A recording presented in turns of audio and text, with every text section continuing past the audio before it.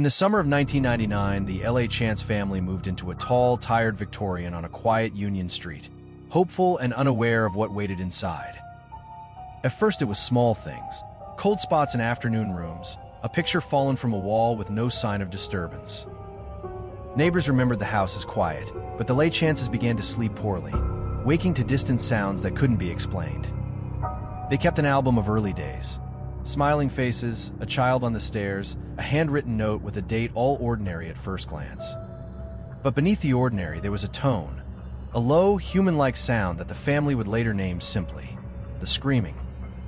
They heard it first from the hallway, a sudden, piercing cry that did not belong to any living room or neighbor. Objects moved overnight without explanation, toys rearranged into strange patterns, and a child's drawing found pinned to the attic door.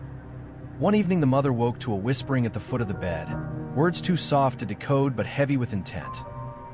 The father found door locks engaged from the inside with no sign anyone had been there, and the phone lines would sometimes carry static voices.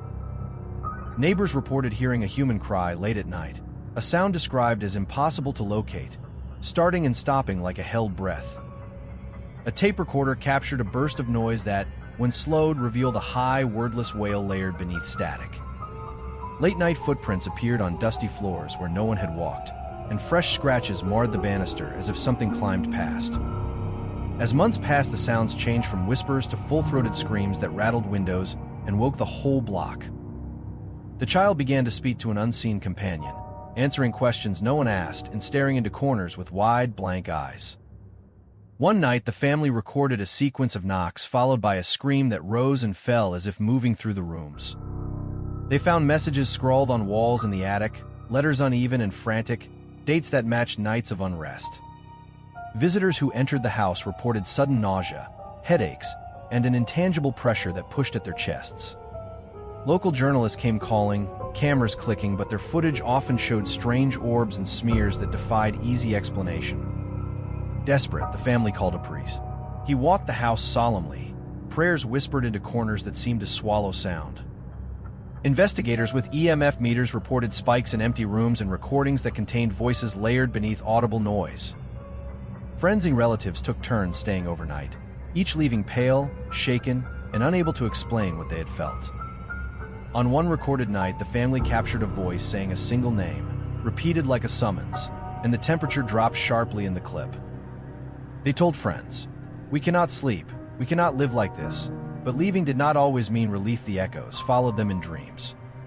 A family quote later carved into local lore read, "We heard it in our walls. We heard it at night. It never stopped." Years later, the LaChances still carried the ache of that house, waking from nightmares with the same high, human cry echoing in their ears.